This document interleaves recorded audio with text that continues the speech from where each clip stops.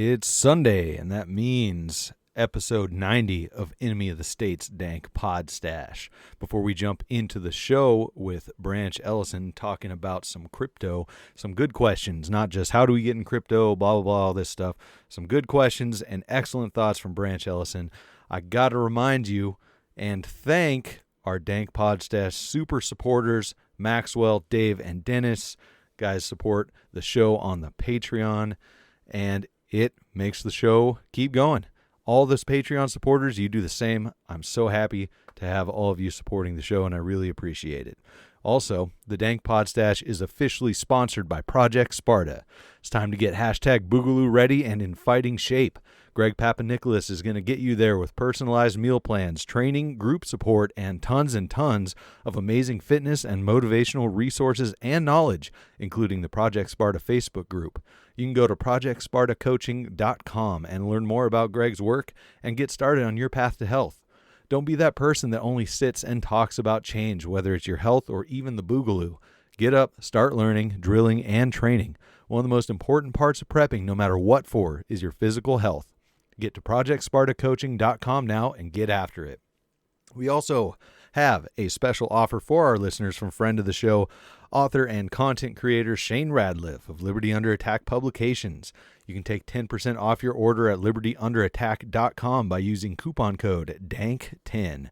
You can get books focusing on self-liberation, freedom strategies, solutions, and more. The current books include Hashtag Agora, Second Realm book on strategy, Ben Stone's Sedition, Subversion, and Sabotage, and Shane's very own Vanu, a strategy for self-liberation. They also offer assistance to new authors throughout the publishing process, including editing, proofreading, formatting for Kindle and paperback, and full-service audiobook productions. That's Liberty Under Attack Publications. Share your story, find your freedom. Special shout-out to Voluntary Apothecary. Voluntary Apothecary was kind enough to send me a sample care package full of awesome beard care products, including beard oil, mustache wax, combs, and more. They send me oil, beard butter. You can get all that shit from Voluntary Apothecary. You can check out all those products and more at tashtamer.com and voluntарyapothecary.com. Listeners of the show can take 10% off your order with code DANK at checkout. One more thing, the Dank Pod Stash is teaming up with Road to Anarchy for a monthly newsletter and more. Road to Anarchy is an online magazine connecting groups of voluntary individuals who are looking to increase their freedom from the state, become more self-reliant, and developing a better focus on becoming a productive individual is the only mission. The only division is against the state. No matter your flavor of anarchy, finding your road to anarchy is the first step to progress. The time is now to put our individual differences aside, join up, and create change. You can go to roadtoanarchy.com to sign up for the monthly zine or to patreon.com/thedankpodstash and get signed up with any tier of support. Check out the Road to Anarchy Facebook page and groups to connect with other individuals on the road to anarchy. Where's your road taking you? Well, right now, your road is taking you to episode 90 of the Dank Pod Stash, in which we have an awesome conversation about all things crypto. Enjoy, my friends. Enemy of the state. An enemy of the state. Enemy of the state. Dank Pod Stash. You're listening to Enemy of the State's Dank Pod Stash. Check out thedankpodstash.com to find every episode of the Dank Pod Stash, links to support the show via our BitBacker and Patreon, Dank Pod Stash merchandise, and much more. If you'd like to advertise on the Dank Pod Stash, email us at dankpodstash@gmail.com.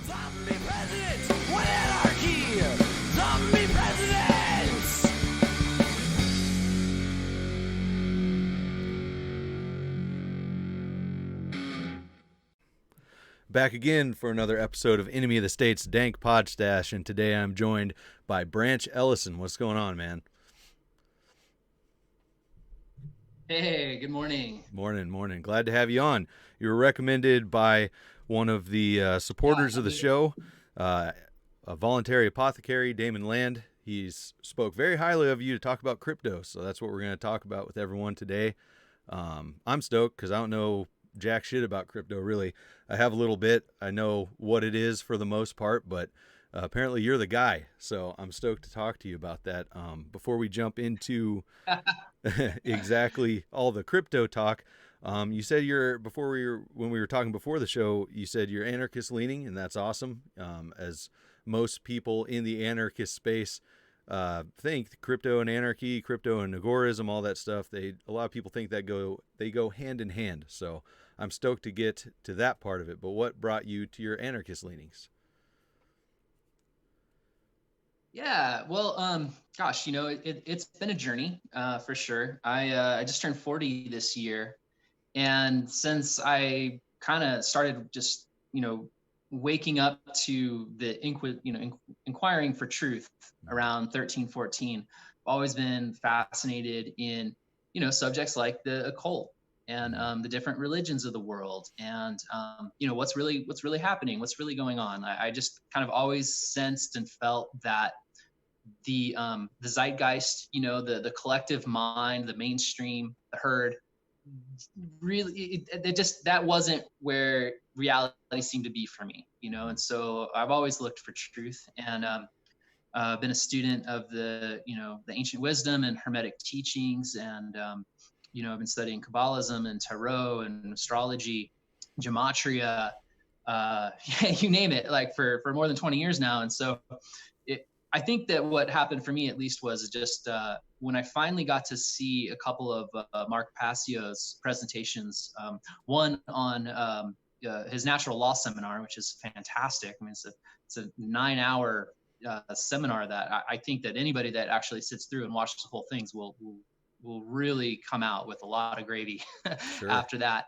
That did a lot for me to kind of tie in a lot of loose ends and put it all together for me in a way that I could understand. And I already had the background, so that was easy.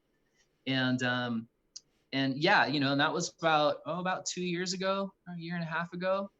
And so, yeah, since then I've just, I've had this framework now that just makes it quite logical in my mind and heart, about why Sick. Anarchy, real anarchy, the truth of anarchy is really what we should be aspiring towards, as a society. And, the first part of that obviously is to get rid of the brainwashing around the term. Right. Because a lot of people hear anarchy and they just think that it's just a bunch of people running around with black bandanas burning things down. And that's like, probably the farthest thing from it. So. Yeah, especially nowadays with the professional anarchists, as Trump calls them, and the crackdown on them and all the crazy shit going on. It's good to keep a positive image around anarchy if we can. Just that message of freedom. So that's awesome. But yeah, exactly. You learn early on. You gotta defend the brand. Yeah, exactly. Don't let anybody start branding you. Yep, that's fucking right. Well, you said you're 7 to 8 years into crypto, and you said you unaffiliated before anarchist leanings that started a couple years ago. So how'd you get into crypto if you didn't get into it through the anarchist space? Yeah. So I got turned on to Bitcoin in I believe it must have been like late 2012. No, it was 2012. I had heard about it through another Washington resident, actually, Cliff High, who some of your viewers might know. Cliff High is kind of he's the kind of the mad scientist behind the WebBot project that used to do data mining on the internet and try to kind of do predictive algorithms on the shift in language. Just fascinating topic. Yeah. But he was talking about Bitcoin back when it was about $3 or $4, and what I really liked about it was like, look, this is how we take the monetary policy out of the hands of the central bankers and we put it back into the hands of the people where it belongs. And we do this through code, and we do this through, immutability and decentralization. And that just, for me, that clicked. I was like, I was well aware in 2012 that most, like a large majority of the problems that we're facing are due to the fact that we have, this central banking kind of system set up in place. And so for me, it was just like, it wasn't about money. It wasn't about getting rich. It was just literally about overthrowing the central bankers. Nice. Hell yeah. Yeah, I think that's the draw that brings most people to crypto through the anarchy spaces. So that's neat that you found it before that. Would you credit those ideas that you found with crypto to kind of bringing you along the path of resisting that centralization, resisting government and stuff? I know you mentioned Mark Passio and his things, but did that get the kind of the spark going in your mind? Yeah, yeah, I mean, it kind of did. I think that I needed personally to be let down a little bit more by Right. government and by, authoritarian figures. I was still kind of like holding out that, maybe we could have a good government if we could just get the right people in. Sure. And I don't think that that's the case anymore. I think the framework is basically is just essentially flawed to begin with, and so government's not going to fix government, basically. Right. It's like that. Yeah. But crypto definitely accelerated the process, because one of the things that was really just hit home right off the bat was that crypto it asks you to take responsibility for your financial affairs. You become your own bank. You are no longer delegating that to somebody else. And truly, that's the spirit of anarchy, and it's also the spirit of just natural law, is that we take full responsibility for all aspects of our lives: our security, our health, our state of mind, and also our property, our possessions. And what is more fundamental than like who's controlling your money? And so this idea that we can get away with lending our money out to these institutions, these banks, and then are not responsible for what they do with it. It's ludicrous. It's like, if you don't like what you're seeing out in the world, well, stop lending your money to these people. Sure. Yeah. So with crypto, you are your own bank. Yeah, it's you're your own bank. When you do crypto right, it's unconfiscatable. Nobody can come and take my wealth away from me. Sure. And if I decide that I'm going to get on a plane, I'm going to go to some other country, I'm going to do whatever I want, then all I need is 12 words memorized in my head. And I can take my entire net worth, as long as I've liquidated it down to, to crypto. Right. And I can go with that. And that's freedom. There's no permission. I don't have to ask anybody to do that. I can do that. Absolutely. So there's a lot of power in that. And so I'm really a big fan of that. And I think anybody that like kind of looks out logically would agree that that's probably a superior way to, at least run your personal finances. Yeah.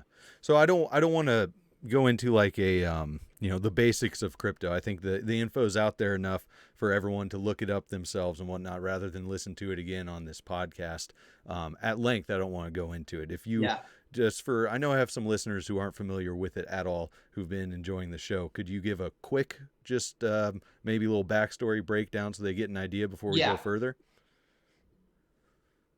Yeah, for sure. And this is, I think this is just good for anybody at any level, when it comes to crypto, because, we're talking about taking responsibility of our own financial sovereignty. And the way you do that is by basically, let's see, to keep it short, basically, in crypto, we have something called private keys. These private keys literally are the keys that allow you to change this ledger, because crypto is nothing more than just a ledger that's run on everybody's computer, and it gets updated at the same time, and everybody agrees that it's correct. So there's no way to cheat the ledger. I mean, there is, but it takes an enormous amount of electricity and computer hash power to do it. So much so that it's very hard to do. So people don't do it, and it doesn't happen. So when we talk about crypto, we're basically saying, we're talking about controlling our private keys. And with those private keys, you have the ability to change the ledger. And that's it. And so unfortunately what's happened is that in the beginning, like, that was very clear. And the only people that were interested in this were computer nerds that understood what that meant. Now we have, countless institutions that have been created that control everyone's private keys, because they want to make it easy. They want to make it easy for the Brian and the Karens, to get in on the crypto action. But unfortunately, these are kind of like a disservice to the larger community, because if you don't control your private keys, you don't control your crypto. Right. So if you have, let's say you have a half a Bitcoin on Coinbase owns your crypto. You don't own it, and so crypto was invented to get rid of banks, not create more of them under the names of things like Coinbase and Gemini and Kraken, Sure. all these like trading platforms. So I think that's just the biggest important distinction that everybody should understand is like, you don't control your own keys, you don't control your own coins. So awesome. Okay, so one of the main things that I always hear, and the question that I've asked too, which is why I didn't get into Bitcoin specifically way back in the day when I heard of it as well, was what is this backed by? Everyone always asks, what is this backed by? And I think that might be even the wrong question to ask. Pretty much, where is the value in this? How is this different from fiat if it's not backed by gold? All those questions. What do you tell people who ask those kind of things? Yeah. Those are good questions, and they are the most important questions for sure. So there's a couple ways to look at it. It's like most people don't realize that fiat currency is only backed by the good word and faith of the United States Treasury. Mm-hmm. So by definition, fiat currency is a faith-based situation. Now, when we look at crypto, we'll just look at Bitcoin, okay? Because there are other cryptos that do some pretty amazing things, and maybe we'll have time to talk about that. Sure. Because that's kind of where the innovation is going. And I am just also too for your listeners, there are what we call Bitcoin maximalists who basically have the belief that the only crypto that really exists is Bitcoin, and everything else is just a bad copy and is just trying to steal some of its value. And then you have from that, you have all other sorts of, you have altcoin maximalists. Like, no, we can use cryptos for all sorts of different things. They have value and yada, yada. I used to be a Bitcoin maximalist, and I used to be an altcoin maximalist, and now I'm just kind of like in the middle. Mm-hmm. So basically, like, let's look at Bitcoin in just by itself. Bitcoin is a payment transfer network. Okay. Like I said, it allows you to send money permissionless and unconfiscatable across borders very, very fast. And most of the time, very, very cheap. So what is the value of that system? Does that system have value? Well, I think that we all could agree that system does have value. Mm-hmm. To be able to do that, there's value in there. It may not be for everybody, but it certainly is something that we can utilize. So it's a lot like the post office. The post office never makes any money, right? But it has value. It's a good system. We can all agree that if the post office had a coin, that coin would have some value to it. If you could only use the post office with post office coin, I guarantee you'd probably have some post office coin in your smartphone. And so Bitcoin is a lot like that. Now, that's just one part of the argument. Okay, this is a mini fractal argument. The other part of the argument is that Bitcoin, it's very, very speculative because we just don't know how much we're really going to need it in the future, in future situations,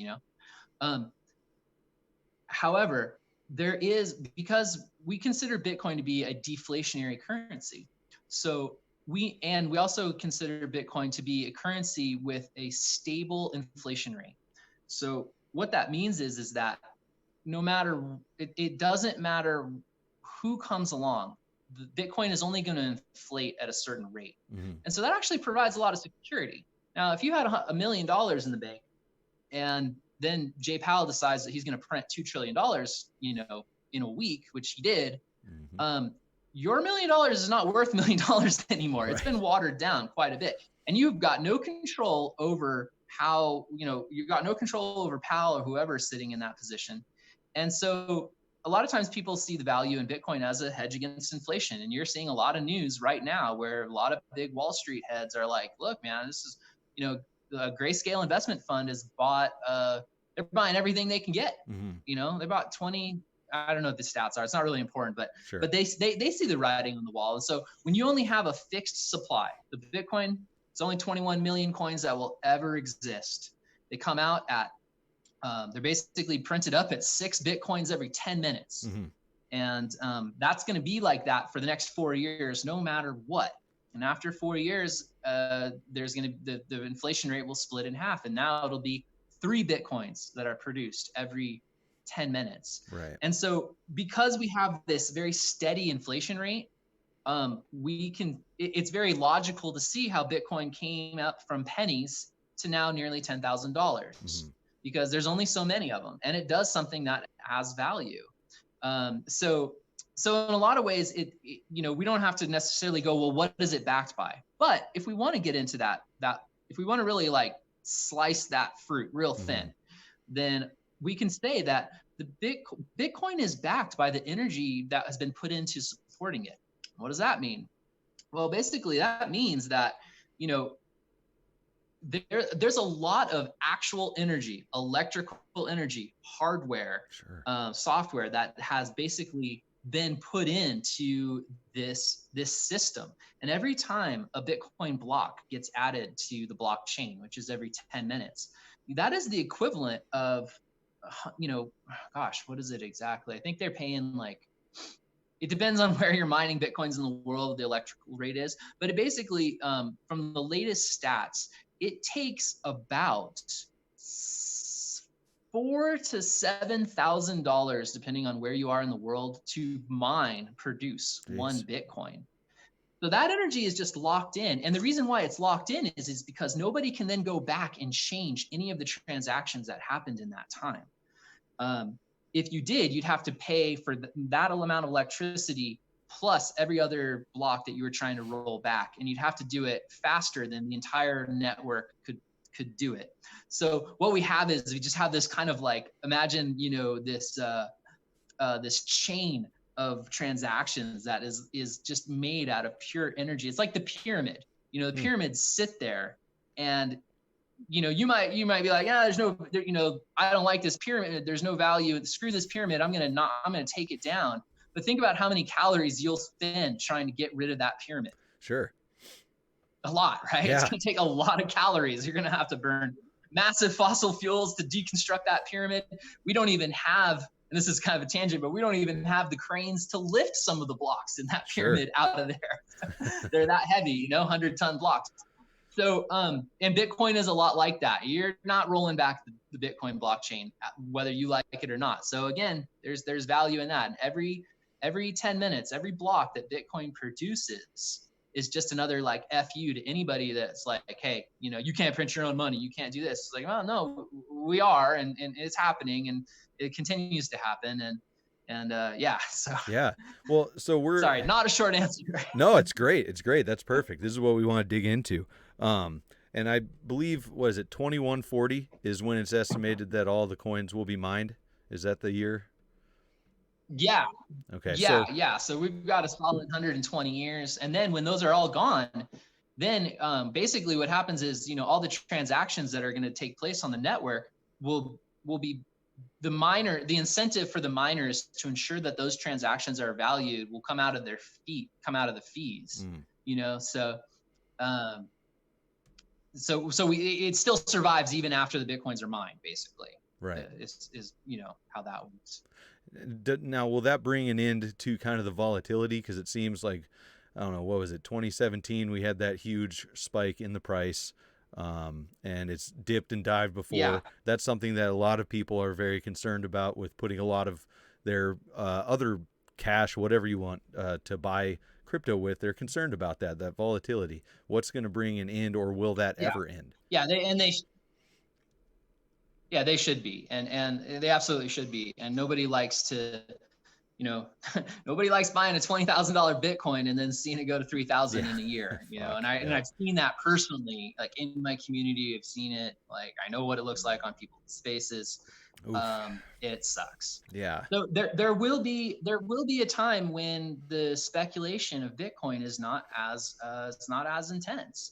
And but the problem is that we're still, there a lot of people may be aware of the S curve of adoption. It's a very common, when the technology is adopted, there's basically an S curve, and we have you have the innovators, and then we have the early adopters, and then we have just like the masses finally come to the party, adoption basically. Mm-hmm. And we're still, even though Bitcoin's been around almost 11 years now, we're still in the early adopters. Mm-hmm. So yeah, it's very volatile. Somebody could buy a Bitcoin today at 9,000. And I honestly, personally, wouldn't be surprised if it was $6,000 in a month. Sure. And I also wouldn't be surprised if it was $14,000 in a month. One of the problems that we're having right now is, and I think this will kind of bring things up to a little bit more current, is that for almost all of Bitcoin's time with us, it has been uncorrelated to the stock market up until recently. Right. And in the last, like 6 months, or 5 or 6 months, Bitcoin has shown nothing but correlation to the stock market, and that is really kind of it's disconcerting. Yeah. And what it basically what it means is we've got a lot of Wall Street money that is in crypto, and they're obviously in Wall Street, and so now that they've got a hedge, so if Wall Street takes a dive, they've got to cover those positions, and they got to sell their Bitcoin positions, and if Jay Powell's going to say money printer go burr, then they're going to buy Bitcoin and it's going to pump too, and it's sad because Bitcoin was like created to be a non-correlated asset. In fact, the stats on that is that if you were like a hedge fund investor, and like 3 years ago, even I think 3-4 years ago, if you had just put 1% of your hedge fund into Bitcoin, you would have made more money in that 1% than your 99% in stonks. That's uncorrelated, and that's a fantastic thing. Any wise investor has at least 3 to 5% of their portfolio in highly volatile assets. Sure. Because if you lose it, you only lose 3%, but if you win, you just doubled your whole investment. And so that's how the investment pyramid is supposed to go. So I'm hoping and I'm looking forward to a time when we can get back to being non-correlated, but I don't think that that's going to happen until we get a little bit of more finality in what's happening in the larger world of fiat currencies and stonks. Yeah, for sure. So that was another thing I was going to ask. So now we have, Wall Street whales, right? We have Wall Street big time investors in, I guess, let's say the normie market versus the crypto market, because I don't know the fucking term, so I'm going with normie market. But one of the things that concerned me, just call them stonks. Yeah, with stonks, yeah. One of the things that concerned me was the whales before, big finance got into it, because there's always been, I don't know about always been, but there's been whales in crypto, right? Did they drive a lot of the volatility of it from their, I know, because there's like huge anonymous transactions that people have noted, and they're like, what the hell's going on here? What's the role of the whales before stonks? Okay, so this is actually a really great question, and it also allows us to jump outside of Bitcoin and get into some of the other crypto market caps and whatnot. But so there's a balance, and whales are not bad, but whales can also just wreck the price of a project. Mm-hmm. So in one regard, you want whales. You want heavily invested bag holders that care about their investment. The whale is your friend. However, when the whale decides that it's time for him to dump, then a lot of those gains are going to be washed away, and they can be. Now, so Bitcoin's got a flaw. Let's talk about some of Bitcoin's flaws. Because like I said, I used to be a Bitcoin maximalist. I am not a Bitcoin maximalist anymore. And one of the reasons why is that there's a couple reasons, but first off is that, we're talking about decentralized finance. We're talking about wrestling the monetary policy away from central banks. Mm-hmm. And that was Bitcoin's basically its objective. And one of the things that unfortunately it fell short on doing was it fell short in the distribution of its network. And so what I mean by that is that 42% of all the Bitcoin is owned by less than 2,000 addresses. Oh shit. It's very consolidated. If you own one Bitcoin, you're in like the top 1% of the Bitcoin market cap. And so, most people, $9,000, if they want to buy Bitcoin today, that most people, that's just going to be out of their range to do. And so what we have is we have a very, very concentrated ecosystem. And that's not, I don't think that was what originally what we wanted to happen. And that's why Bitcoin was it was so easy to do back in the day, because, you could literally, when it first came out, you could take whatever computer you had and you could run the mining software on it, and you could, win 50 Bitcoins, just for nothing. I remember we used to have faucets where you could go to a website and you could just say, give me a Bitcoin. And you just click on it. And it would just send you a Bitcoin every 5 minutes if you wanted to do it. It was just to get it out there. And so, Bitcoin is very centralized in its value proposition. And that can be dangerous at times. And like, I personally wouldn't really want to hold an asset where, we've got the Winklevoss twins. They own 1% of all Bitcoin. We have whoever Satoshi was or is has more than 1% of all the Bitcoin. Sure. We talk about 21 million Bitcoins, but 5 million of those Bitcoins have never moved that are actually in existence. So we have this this giant unknown. It's just a lot of unknowns. So what this does is, though, it really kind of has opened up the space for other projects to create a little bit more decentralization. But that's not enough. It's not enough to just go, well, screw Bitcoin. It's, there's only a couple people that are whales in that project. And that's not enough to start another project. But it's nice to know that, if we start going to other projects and we start looking at the distribution of the wealth versus addresses, they're a lot more decentralized than Bitcoin. Dope.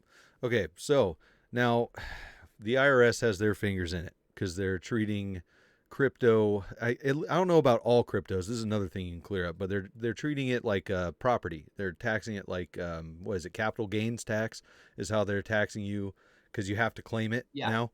And so that's a danger, and I think that's where privacy coins come in, right? Because you don't have to have an identity attached to any of that. That's where I want to go next, because that's one thing that kind of turned me off to it, was seeing that one story. I don't know the guy's name or anything, but there was a story probably the first year, maybe you can correct me on that they were taxing it like that. This guy saw like $750,000 or something that he owed, and it was more than he had in Bitcoin, and he was just done. What's the point of? I think I saw that too. I think I was on Reddit. Yeah. What's the point of getting into it? I believe that was on Reddit. If that's what is going to happen, Yeah. Well, let's talk about that, and I'll just put out my caveat. Sure. I am not a financial advisor. No. Yes. Everything I tell you is not financial advice to you.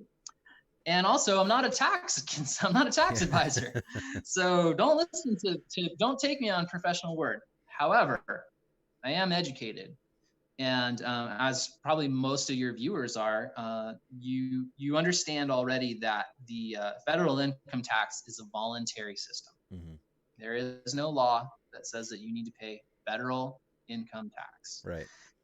In fact, if you can find the law, there's a $700,000 reward bounty, and it's been up for 15 years. Yep. So screw buying crypto. You can just point to the law that says you need to pay your federal income taxes. Okay. That said, yes, this year there is a new line in the federal income tax that says that did you, in 2019 or whatever it is, did you own any crypto? Okay. That's a trap. It's a bad trap too, because one, if you volunteer information and then the information that you offer is fraudulent, well, they're going to come after you. Right. Also, part of that basically opens up this huge other door where it's like, hey, they want you to list all the addresses that you own crypto on. I mean, this is outrageous. Yeah. What the hell? This is outrageous. People would never stand for that. Like, okay, thank you for filing your taxes. Now list all your bank account numbers and how much money you have in all your bank account. Yep. People would never stand for that, but apparently it's okay to ask that about crypto. And furthermore, it says, did you ever have an address from an exchange or a business that was outside of the US? And if you fail to offer that information, it's an immediate $10,000 fine. Oh shit. So the whole thing is it's disgusting and it's rigged. And so like, yeah, it's not good. And so this is another reason why you need to not use Coinbase. You need to not use Square Cash. You need to not use, and now PayPal and Venmo are like trying, where they want to suck on that tit too, you know, and they're going to send you that 1099. They're going to rat you in. So it's a giant trap. And also it's just another way to kind of propagate and perpetuate the IRS into the future, because and I guess this is more of my opinion, but man, we're going to crypto, folks, and I can prove it to you if you don't believe me. I mean, I have the facts, but the bottom line is that we're going to crypto. They want it to be easy for everybody to get crypto. That's why PayPal, Cash App, Venmo. That's why Coinbase. That's why all of these things are in place. Yeah. Because also this is going to be the new revenue stream for them, and it's a wet dream revenue stream, because it's like it's not analog anymore, it's all there. The blockchain is a public ledger, and so like you are, once you, the addresses are not linked to people inherently until you link them to people.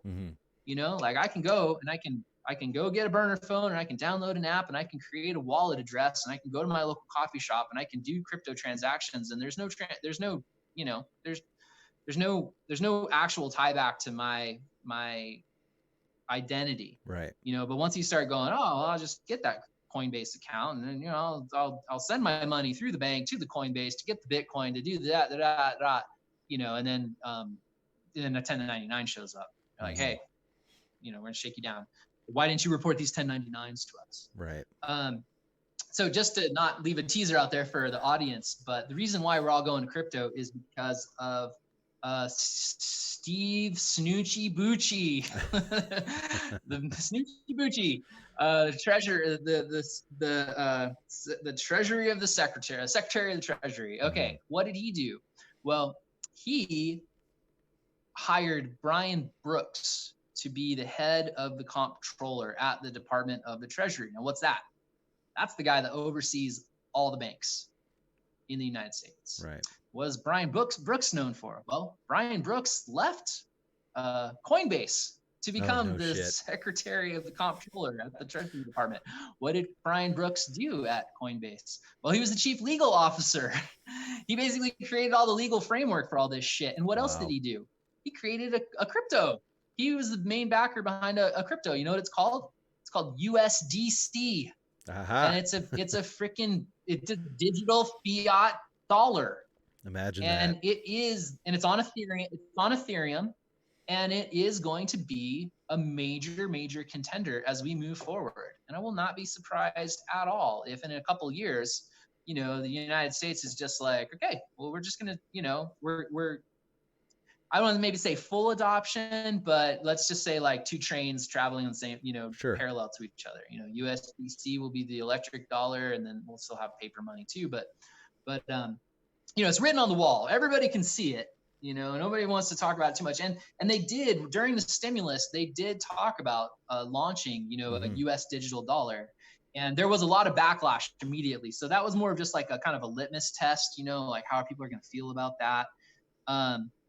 So now what's interesting about this is that Ethereum is in the ecosystem, in my opinion, the most money, the most people, and the brightest minds are all working on Ethereum. And they all come from all different points of view, so like the idea seems to be that what they're going to do is that they want the government to control the monetary policy, but they're okay with the private sector building out the tech.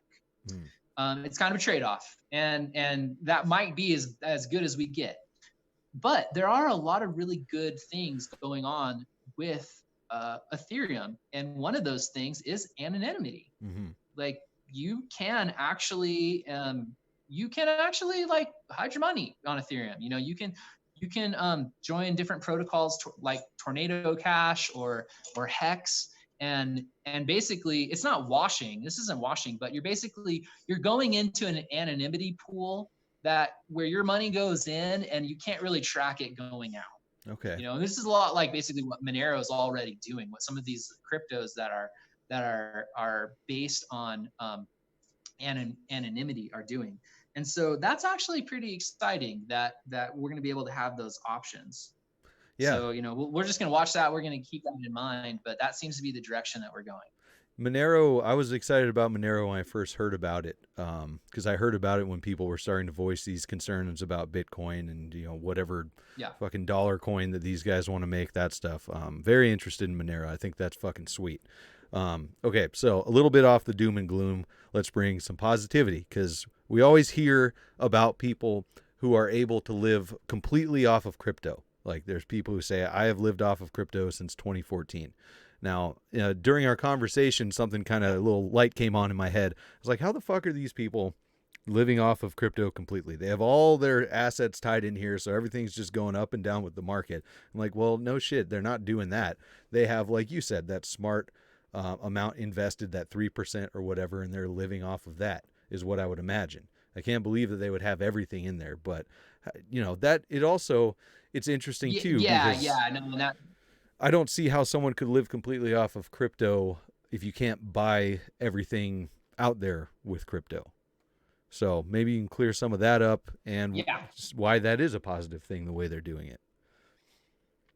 Yeah, for sure. So if you can live completely on your crypto, then give me a call and hats off to you. I mean, that's quite a feat. If you can live your life just off your crypto wealth, well, welcome to the club. Mm-hmm. It's a good club to be in, and it's not easy to get to, but it is possible. And I would love to maybe give some pointers out to your audience on how to do that, because it is possible. It is possible. And the reason why that's possible is because we are actually in the opportunity that exists right now is literally going to be once in a lifetime. Okay. There's, imagine, we've all seen how big the internet is. Imagine if you were able to buy into the HTTP protocol. Right. Let's just say like some nerds came up and like, hey, we got this thing called HTTP. It's gonna run this thing called the World Wide Web. You want to put some money into it, you'll get a share of what profits. I mean, that opportunity didn't exist because it was open source, but in crypto, that opportunity does exist. Now, the problem is that we have about 3,000 projects that are trying to be the next Ethereum. And Ethereum was the next Bitcoin, basically. Mm-hmm. So what I mean by that is that Bitcoin created a system that was elegant in its design, and it was basically like this: number goes up, number goes down. That's all it does. I'm sorry, like simply, that's all Bitcoin does. Like you have Bitcoin, now I have a Bitcoin, and everybody can see that. It seems like wow, that's not a big deal, but the computer science behind doing that in real time is actually very challenging. It solves a problem called the two generals problem. Fun one to look up. So here comes Ethereum. Ethereum comes around and says, okay, so we've got number comes up, or number goes up, number goes down. Now let's add another layer of novelty and functionality to that. And let's say something like, if A plus B equals C, then number goes up, number goes down. Okay. That is what a smart contract is. You'll hear that in the crypto space. Oh, smart contract this, smart contract this. It's like if A and B, then C. That's all a smart contract does. Mm-hmm. And it's all still, it's still completely contained in that ledger on the blockchain.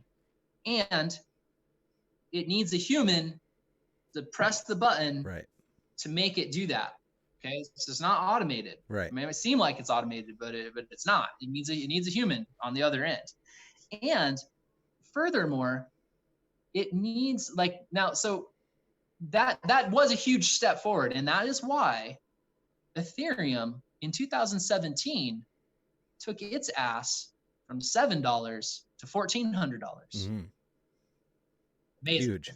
You know, and, I mean, like, and nobody, I mean, it was just such a wild ride. You know, you had people that were, you know, they're holding thousands, tens of thousands of Ethereum. And then, you know, Ethereum hits $10 and they're like, I'm done. Like, let's sell this shit, you know? I mean, I've known people, I've seen people of, you know, that have just watched this market run away from them. And so now it's been 3 years and there's been a lot of people that have seen, you know, and are just kind of know that we got to have that. There's where's that next thing coming from in the crypto space? That the reason why Ethereum did that is because it basically just it opened up the entire crypto space to what we now call the altcoin market, because you could create your own coin on Ethereum and say, hey, yeah, like we're taxi coin. Do you like taxis? Use our coin for taxi service or some nonsense, you know, like it might sound good on the surface, but it never gets implemented, or there's all sorts of problems, but it creates the speculative market, you know, and it launched, you know, 1,000 shit coins, you know, and then all those shit coins, you know, the speculation cycle, you know. So anyways, now we're at the stage of the game where we need to tie in real life data to the blockchain. We need to make it possible so that real life events and data can be verified and then entered into the blockchain ecosphere, decentralized, so that nobody has control over it, but also accurate, verifiable. And that is what we call the Oracle problem. And it has existed in crypto since Bitcoin. In fact, one of the projects that we're going to get to, it basically even created the idea of smart contracts before Bitcoin and Ethereum even existed, because, you know, the smart thinkers, they're already 10 steps ahead, you know, they're like, okay, well, like if we have Bitcoin, which is basically store value, it's like all the value stays here. And then you have Ethereum, which is like that next layer. And it's like, yeah, and we distribute the value and it goes like, then the next layer is, how does that interact? How does the real world interact in this ecosphere in a way that's decentralized and immutable? And accurate. Okay, so that's what an oracle does. And it's the hardest problem in crypto to solve. It's not easy. It's not easy at all. It's so hard that out of 3,000 projects, my understanding is that only 2, maybe 3 have even gone after it. So what is that? What are the people going after it? What is the Oracle problem manifesting as? Like, what does that look like to us who don't know crypto? Basically, what it looks like is it basically what we need to do is we need to create a network, a brokering system for data. Okay. Now, this has already been solved, actually, and we're going to get to that. Okay. But when this gets solved, we have just solved so much problems in our world. Because, like, let's say we get in an argument over the internet. Let's say that you think COVID-19 numbers are real, and I think COVID-19 numbers are bogus and fake. Fiery argument. How are we going to solve this problem? It is the argument happening over among intellectual people, not sheeple right now. And so, like, you might go to where these numbers are coming from. You'd be like, yeah, well, fucking these numbers are coming from this, and look at all the people relying on that. And you're like, yeah, but okay, so here's a private institution that doesn't have to tell you, and this is true. I forget the name of the stat people. It'll probably come to me later, but we're privately funded, so it's like, okay, so you're getting a bunch of money from somebody. You're not going to tell us who to put these numbers that everybody's seeing. Like, right? How do you expect me to validate that, right? So, what the decentralized Oracle does is like, I'll just say, hey man, link it. Right. Link it. Let's prove it. Prove your numbers. And if you can, then so then what we've created is we've created a marketplace for truth.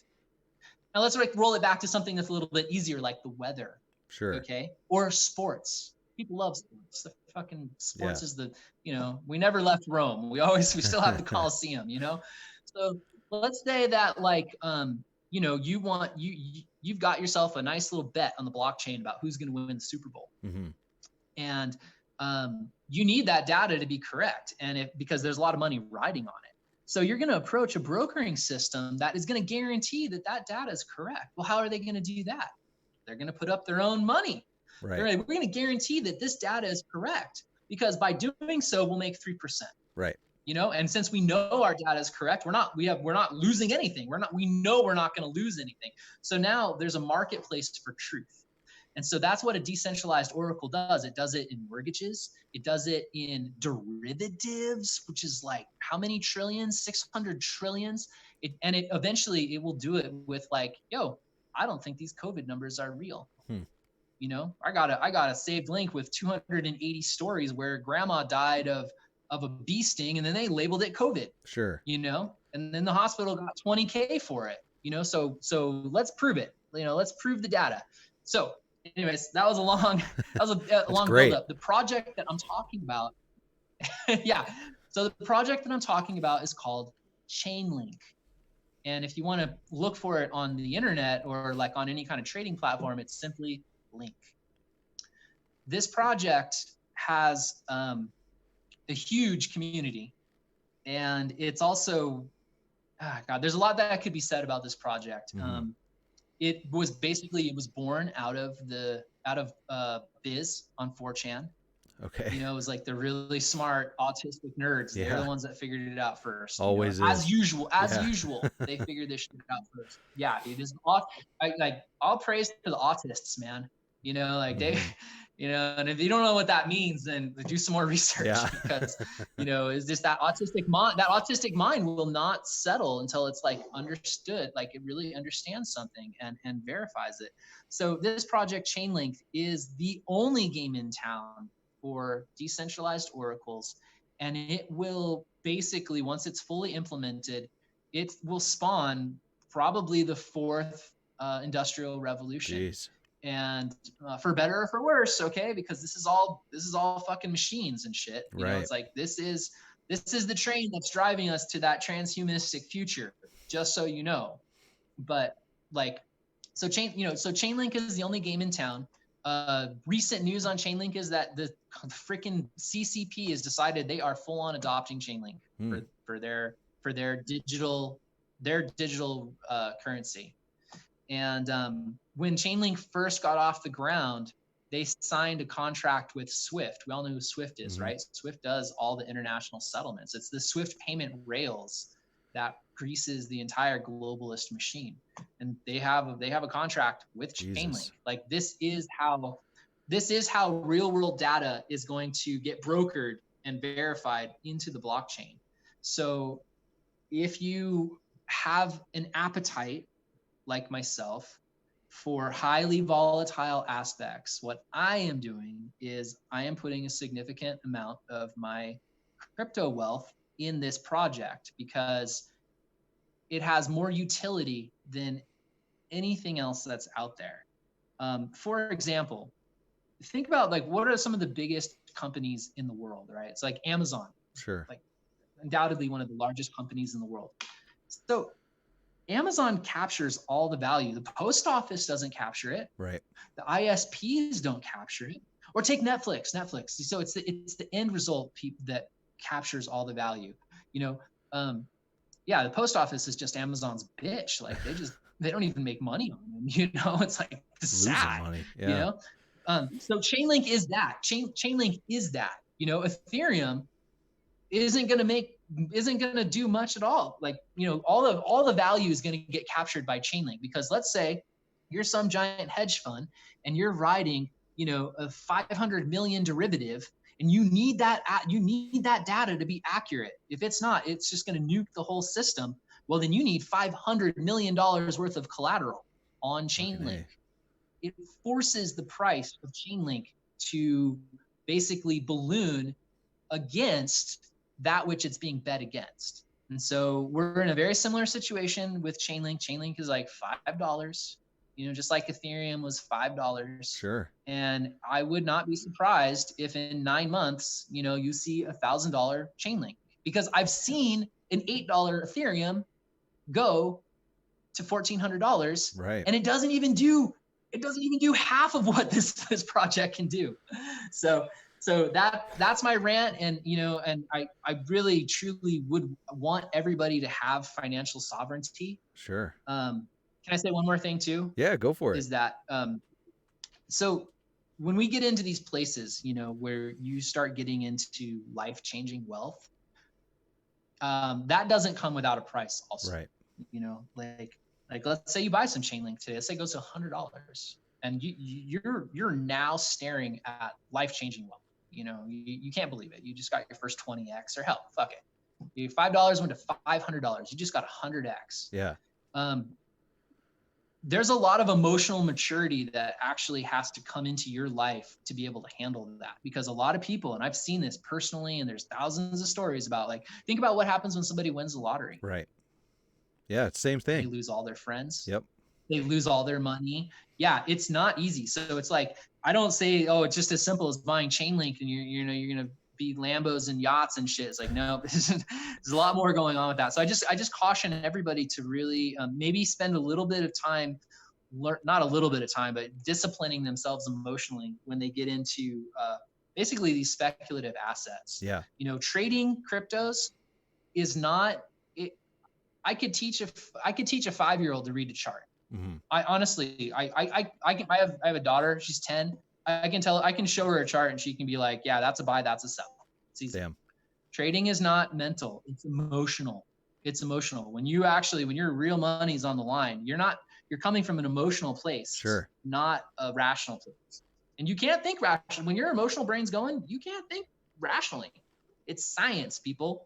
Right. Only one part of the brain is going to get share of all that energy at a time. So I just say this, I literally say this out of compassion, just having seen it so much in my community and my circles. So. No, yeah. So yeah, wise up, Very important, not only in that aspect, but to, as anarchist leaning people, whatever, hold to your principles as well, because, money changes people from anarchists to who knows what as well.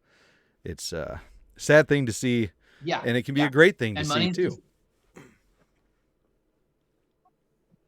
Yeah, totally. And, that's the thing. It's like money is power, and power corrupts, and, absolute power corrupts absolutely. And so, yeah, but, I have hope, I have faith. And what's interesting too, is that the community that started this project, that has been backing this project, has been like the solid backbone.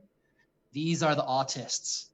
These are the nerds. Yeah. These are the guys that literally they know too. What's really funny about this is that they know they're not selling their Chainlinks until $1,000. Yeah. All go to hell. Yep. If it goes to 900, these nerds that have hundreds of thousands of these things, they know what's coming, and they will be I'm prophesizing a little bit, but dude, they will be a small select group of incredibly wealthy people that hacked the game. They hacked the system, That's intense, and that's what's so beautiful about being alive at this time, is that we have an opportunity to, and we are seeing the largest transfer of wealth that we will ever see in our entire lifetime. Yep. It's wild. Yeah. It's fucking wild times. Well, that's a great place to end it. We're right about an hour, man, and that's my usual time. That's a ton of information. You're going to have to listen to this episode a few times, guys, to get this, I'm sure, because I'm going to have to go back and listen to it as well, but it's awesome. Before we go, if you want to plug any of your projects, anything you're doing, feel free to share that, and I'll add that in the description as well, so people can go in the description, click links, do all that. Oh, that'd be awesome. Okay, well, so I'm an artist. I've been an artist making orgonite jewelry, crystal energetic tools for almost 17 years now. So my website is Orgonix23. It's ORGONIX23.com if you want to check out some of my art and support me that way. And then also I just got wrangled into a podcast series. It's a sci-fi audio comic called sick. Reality Wranglers, and it's also part of the game 23. And so you just look at it. I can't even explain. I can't talk about it. I can't explain it, but it's called the game 23. And so this is a project where we are reality hacking in real time with a sci-fi audio comic. So you can check us out there on Twitter at @rwranglers or on Facebook at Reality Wranglers. We've got a page there, and this is a very new project. So, but it's a lot of fun. It's funny. It's sci-fi. Yeah, I highly recommend that as well. Yeah, so those are my main links basically. Nice. Right now, at least. You had me at sci-fi. I'm all in. I'm excited. I love the podcast world. Awesome. Obviously, Yeah. I'm in it in this small way, but definitely looking into that. Definitely gonna check out your art too. We'll have those links in the description. Super stoked to talk with you, man. That was awesome. Hopefully you can send me some links as well to help people learn a little more if they have no idea. Like if you have some favorite links that you give out to people to learn about crypto, that'd be awesome.